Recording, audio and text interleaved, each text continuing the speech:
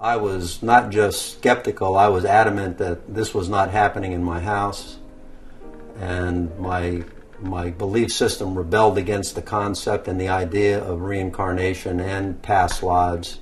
And now, one of the biggest questions of life. What happens when it's over? Heaven? Hell? Nothing? Or might there be a fourth possibility, reincarnation? Could we come back as someone else? Here's Chris Cuomo with two down-to-earth parents who thought they understood the mysteries of life. That is, until their toddler began to talk. On March 3rd, 1945, a 21-year-old Navy fighter pilot on a mission over the Pacific was shot down by Japanese artillery. His name might well have been forgotten, were it not for the remarkable, some might say unbelievable story of a little boy named James.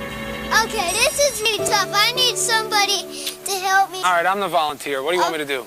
Okay, I'll just go climb this thing and you have to hold me in case I fall. Done. James Leininger is all boy, 6 years old and full of spirit. This is a special plane. It goes in reverse. You don't see a lot of that.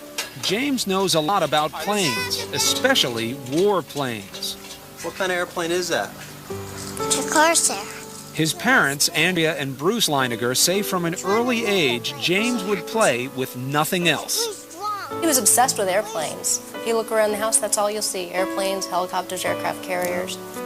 But then, when he was 2, the planes James loved suddenly began to give him frequent and frightening nightmares. I'd wake him up and he'd be screaming and he'd always be laying on his back, kicking his feet up at the ceiling. And I'd say, "Baby, what were you dreaming about?" And he'd say, "Airplane crash on fire, little man can't get out." They sound like typical kiddie nightmares, but Andrea says they went on the same way for months. Maybe too much TV. But James was just 2 and his parents say only watching Barney and Teletubbies. Teletubbies! And Andrea and Bruce say they weren't watching World War II documentaries or conversing about military history. This is an F-18? No, that one. So what explains the nightmares and James's strange obsession with airplanes? I talked to my mom about it a lot of times. My mom had said maybe he's remembering a past life. What did you say? Politely, baloney. Andrea and Bruce of Lafayette, Louisiana are a highly educated, modern couple. To them, the possibility that their little son James was manifesting signs of a former life was, well, a little out there. You know, having a past life is not the initial conclusion that you come to. You try and figure out any other way he could have. Did he see anything? Has there ever been anything on television, anything that we've discussed? But as time went by, Andrea didn't know what to believe. Here's James at age 3, going over a plane as if he's doing a pre-flight check.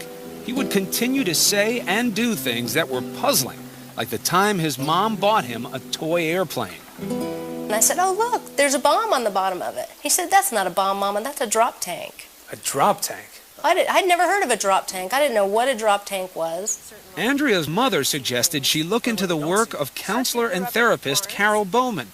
Bowman has written 2 books, both supporting the proposition that sometimes the dead can be reborn. We are taught from a very early age in this culture, in the Judeo-Christian culture, that reincarnation doesn't exist.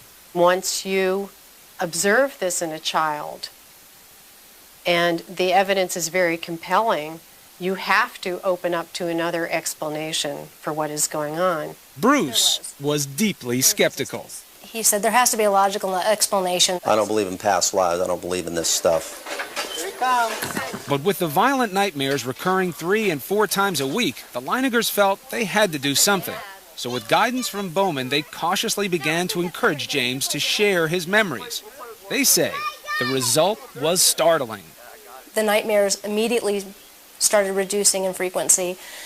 He went down from 3 or 4 times a week to maybe 1 a week, 1 every other week. And at that point was when he started to articulate more about these past life memories. Seems normal enough, a little boy improving when his troubles are directly addressed. But Bowman says this is more, that James was forthcoming because this is the age when former lives are most easily recalled. They haven't had the cultural conditioning, the layering over of experience in this life, so that the memories can percolate up more easily. These memories tend to fade between the ages of 5 to 7. His parents say between the ages of 2 and 4, James would reveal extraordinary details about the life of a former fighter pilot, mostly at bedtime, when he was drowsy. Bruce said, "What happened to your plane?" He said, "It crashed on fire." And Bruce said, "Why did your airplane crash?" And he said, "It got shot." And Bruce said, "Well, who shot your plane?" And I'll never forget the look on his face. He went, "Oh, the Japanese." Still, despite these extraordinary stories, Bruce remained dubious. Almost to prove they couldn't be true, he began to piece together the details James was sharing. And what he found, he says, shook him to the core.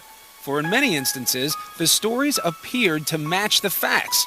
James seemed to be recalling real events, real people, in the life of a man who'd been dead for almost 60 years. With each passing month, little James Leininger seemed to be peeling back memories of a past life. Ooh, plane. Vivid memories that scared and astonished his parents. Bruce had always said, "What kind of plane did you fly?" And he said, "A Corsair." Yeah. He said a Corsair? He said the word Corsair. Not only did James remember flying a Corsair, he demonstrated knowledge of the plane's peculiarities, like the time he was flipping through a book about planes when he was 4. And he got to the Corsair and he said, "That's a Corsair." And he goes, "You know what? They used to get flat tires all the time." In fact, historians and pilots agree that the plane's tires took a lot of punishment on landing. Of course, this is a fact that could easily be found in books or on TV.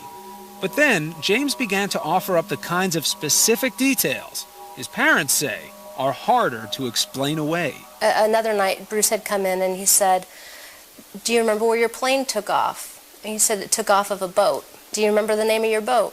"Natoma." "Do you remember what your name was?" And he'd always say, "James."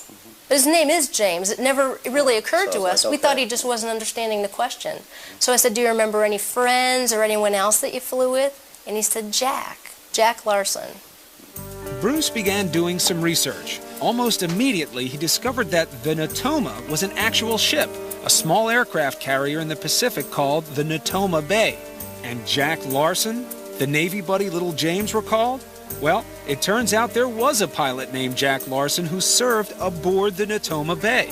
In fact, he's alive and well and living in Arkansas. And it was like, holy mackerel. I mean, really, you could have poured my brains out of my ears. And I just couldn't believe it. And there were more clues. Around this time, James began signing crayon drawings and other artwork, James 3. One day I asked him why he's calling himself James 3. Well, it's because I'm the third James. And every once in a while you ask him that today, and he'll still say the same thing. And one day, while leafing through a new book about the Battle of Iwo Jima, Bruce turned to an aerial photo of the Pacific island. James was seated nearby. He pointed to it and he goes, "Daddy, that's where my airplane was shot down." And I said, "What?" "That's my airplane got shot down there, Daddy." And I just went blank. I couldn't say anything. By then, Bruce had become a man possessed, searching the internet, combing through military records, and interviewing men who served aboard the Natoma Bay. Finally, a breakthrough. He learned that there was just one pilot from the squadron killed at Iwo Jima. That pilot, James M. Huston, Jr. Is this why little James was calling himself James 3? It just crystallized in my mind. This has to be who we're talking about. You know, my meter of skepticism was starting to go over toward belief. When little James would describe being shot down, he told of how his plane had sustained a direct hit on the engine. We had an airplane, and I said, "Well, can you show me where it was?" And he pointed right up to the front of the engine. That's what makes this man's story so intriguing. His name is Ralph Klarber. Klarber was a rear gunner on a TBM Avenger that flew off the Natoma Bay. On March 3rd, 1945, he took part in a raid near Iwo Jima. As it happens, Klarber's plane was right next to the one flown by James M. Huston, Jr. It was to be Hugh's last mission before leaving for home the following day. As Klarber recalls, the sky was thick with enemy flak.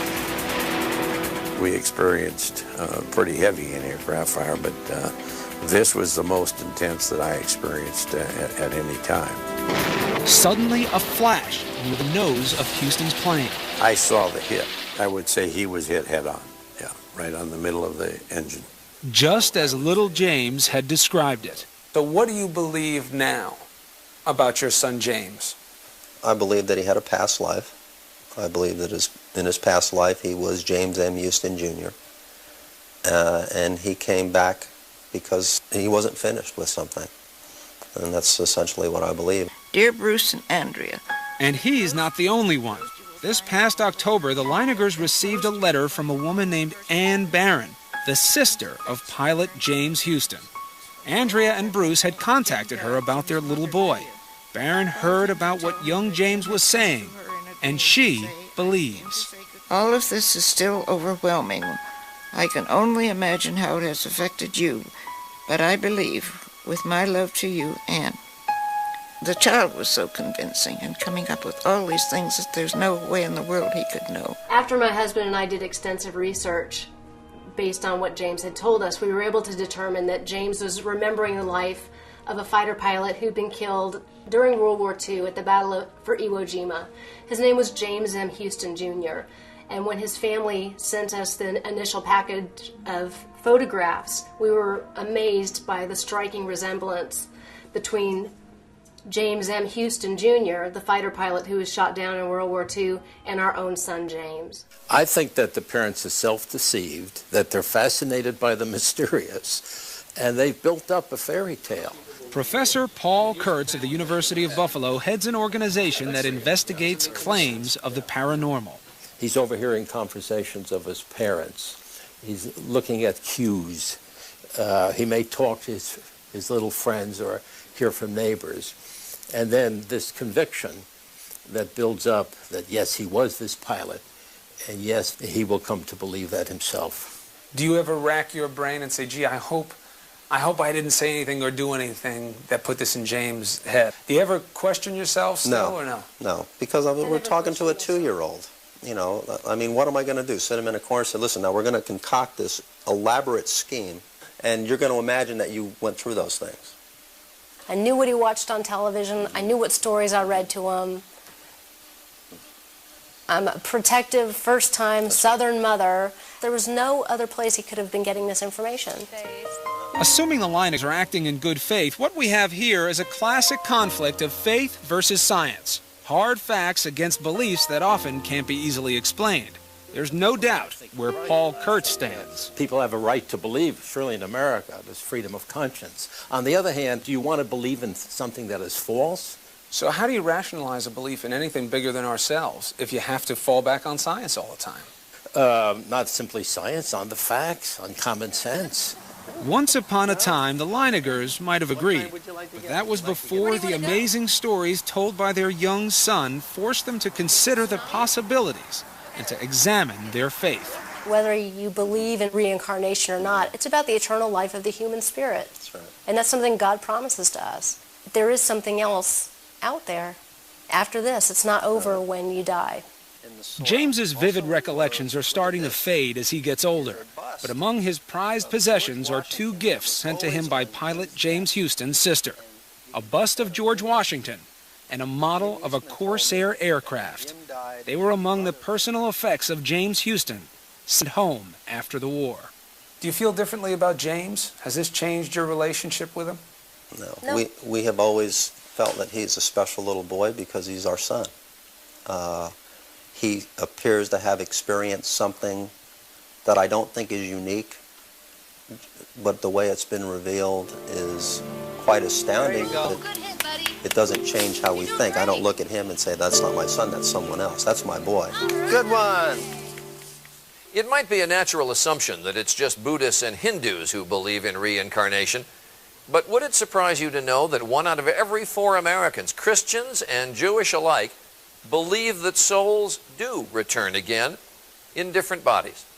I eventually decided to focus on American cases. I took several trips to Asia, but I decided to focus on the American ones for a couple of reasons. One, they don't have the potential cultural influences that might impact the cases from Asia. And 2, I felt like that they could have more impact on people, that they could be harder to dismiss if you realize that it could be happening to the kid down the street. So one in particular that I want to tell you about is one that has gotten a fair amount of press. You may have heard about it. A little boy named James Leininger. The case has been on TV some. His parents eventually wrote a book about their experiences. He's a boy who talked about being a pilot who was killed during World War II, and it's believed that that pilot has now been identified. So his parents are this Christian couple in Louisiana, and his dad in particular was quite opposed to the idea of past lives before this case began. It began when James was 22 months old, and he and his dad took a trip to a flight museum. And James was fascinated by the exhibit of World War II planes to the point that he kept insisting that they go back to it, and he and his dad ended up spending 3 hours at the museum when he was 22 months old. And then a couple months later, around the time of his 2nd birthday, he started having horrible nightmares multiple times a week in which he would be kicking his legs up in the air and screaming, "Airplane crash on fire, little man can't get out." And after I spent a weekend with the family going over all the details of the case, and then afterwards I talked with his aunt, who had spent a lot of time with the family. She said you cannot believe how horrible these things were to witness, that it really looked like somebody fighting for his life. And then during the day, he would take his toy airplanes and he would say, "Airplane crash on fire," and he would slam them nose first, bam, into the coffee table. He would do this over and over again, and his parents are apparently tolerant people. Because this is a picture of their coffee table. I don't know how well you can see it, but there are dozens of scratches and dents where he would say, "Airplane crash on fire," bam. So that looks very similar to what we in children's mental health call post-traumatic play, where a child who has experienced or witnessed something traumatic then reenacts the scene over and over again in their play. And when you combine that with his nightmares, he really looks like a child who had been traumatized, but he had not been, at least in this life. And he didn't, but many of the children who describe violent lives show phobias as well. In the unnatural death cases, over 35% of the kids will have an intense fear toward the mode of death. And the other thing that a lot of the kids will do in their play, they will also reenact compulsively the occupation of the previous person. And in James's case, not only did he play with his toy planes a lot, but he took an old car seat and created a cockpit in the closet of his dad's home office. So his dad would be in there working, and James would come tumbling out of the closet as he was parachuting out of his plane. And then his parents were able to have several conversations with him after his 2nd birthday in which he could talk about this stuff while he was awake. What he described was that his plane had crashed on fire, that he had been shot down by the Japanese, and that he flew a Corsair. Now, I'd never heard of a Corsair, but it was a special plane that was developed during World War II. And after this case got some publicity, skeptics said, well, he just saw a Corsair at the museum and the name stuck with him. And in fact, if you go to the website of the Flight Museum, you see that in fact there is a Corsair there.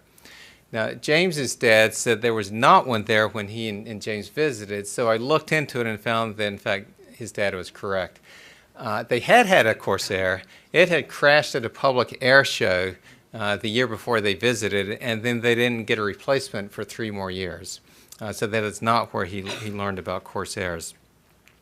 He also said that he flew off of a boat, and his parents asked him the name of the boat, and he said Natoma, which I think we can all agree would be quite an unusual name to guess for a U.S. aircraft carrier.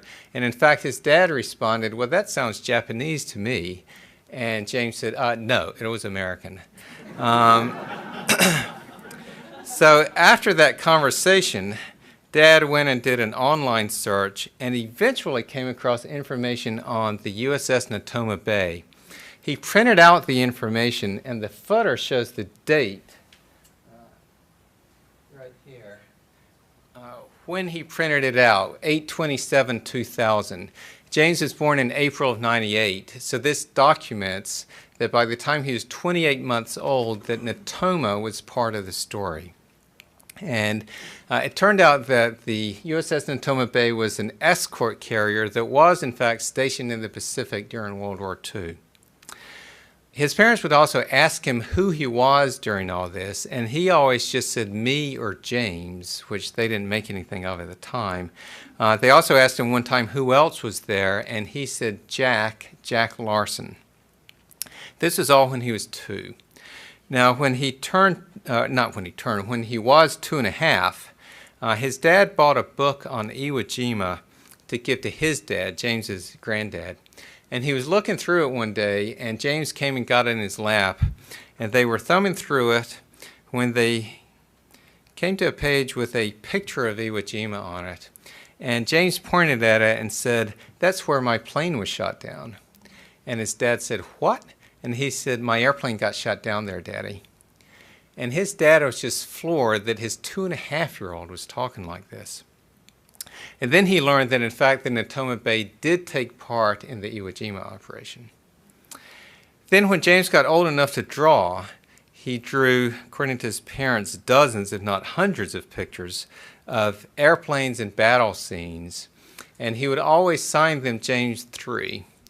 Now, I thought that might be because he was 3 years old, but his parents said, no, they asked him, and he said, "I'm the 3rd James, I'm James 3. And in fact, he continued to sign them that way even after he turned 4. So with all this going on, his parents did begin to wonder if he could be remembering a past life. So when he was 4.5, his dad attended a Natoma Bay reunion, and he learned that there had been a Jack Larsen there. He had been looking for a Jack Larsen among the war dead, but in fact this Jack Larsen had survived the war and was even still alive. So James's dad went and visited him, and he learned that he was on the ship, on the Natoma Bay, during the Iwo Jima operation.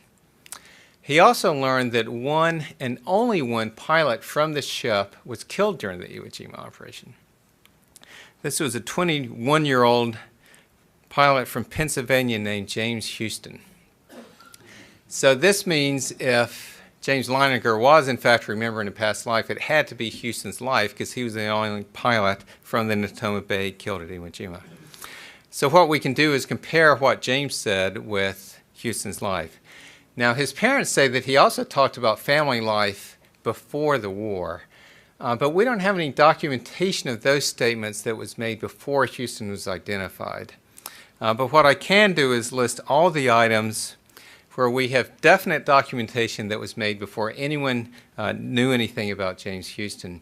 Much of it comes from an interview that the Leiningers did with ABC News, again, before anyone knew if James's statements actually matched an actual pilot. So James signed his drawings James 3.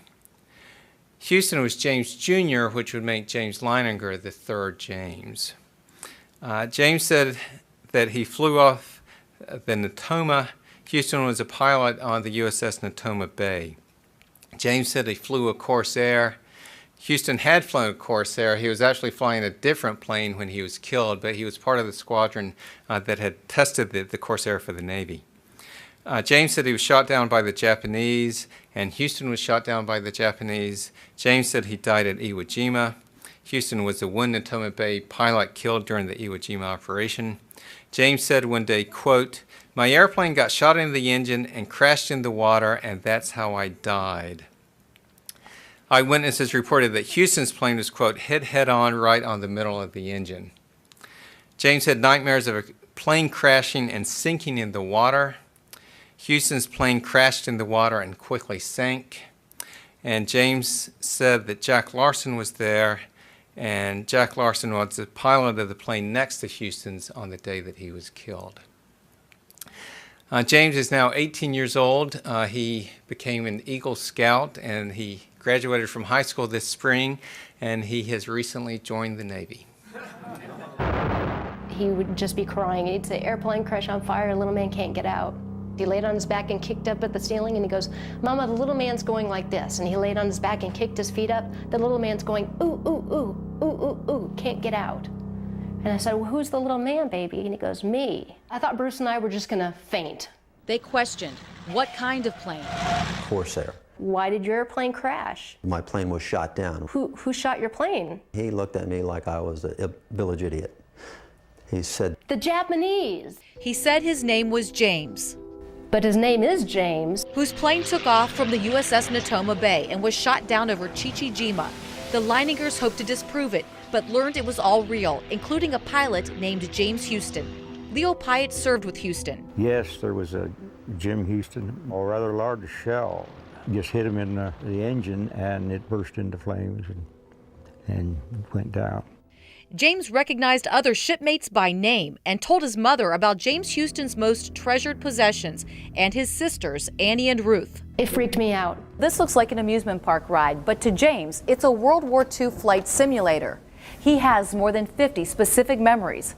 Reincarnation experts call it the most documented case ever. It's a great case because it is verifiable.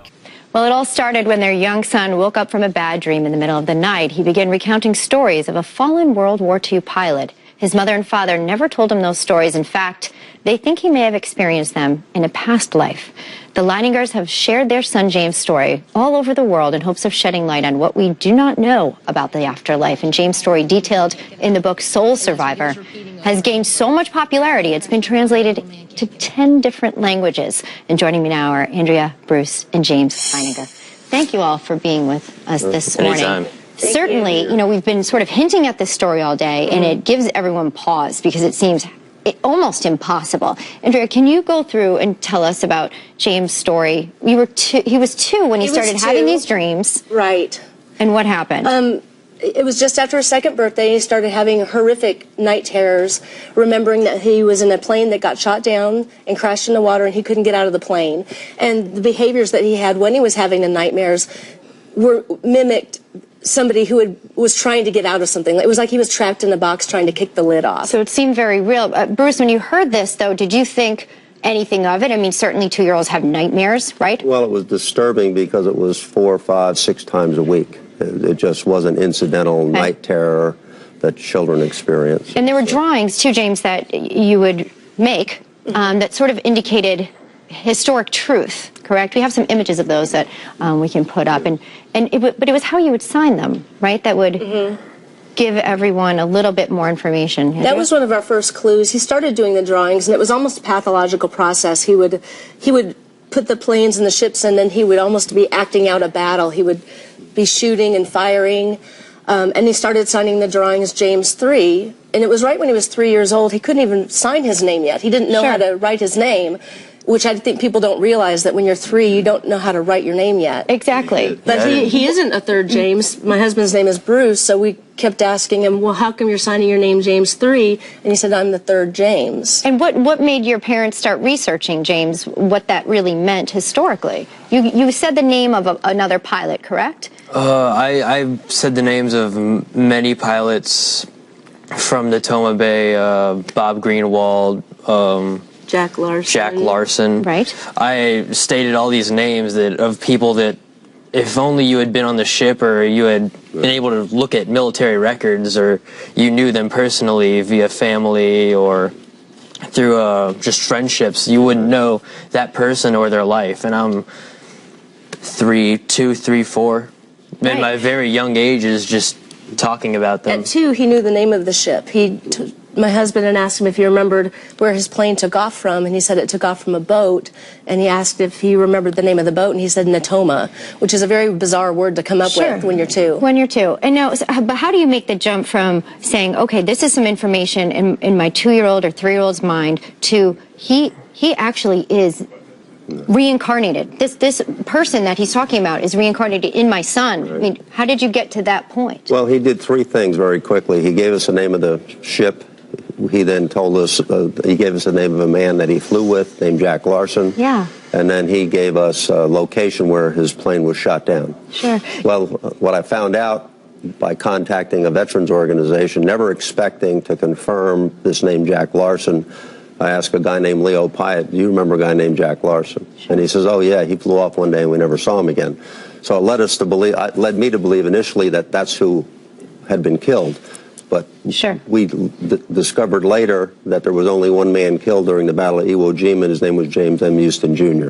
James, can I ask you, so you're young when this starts. It seems like an awful lot of responsibility for a toddler to be carrying the life of a World War II veteran. Where, if you can, even just give us a brief glimpse into what that's like, and where are you now? Do you still feel the way that you might have felt at 3, where you're having these visions and occurrences come to you? Well, I don't have the nightmares anymore. Okay. Those passed after we went to Iwo Jima and reconciled the whole,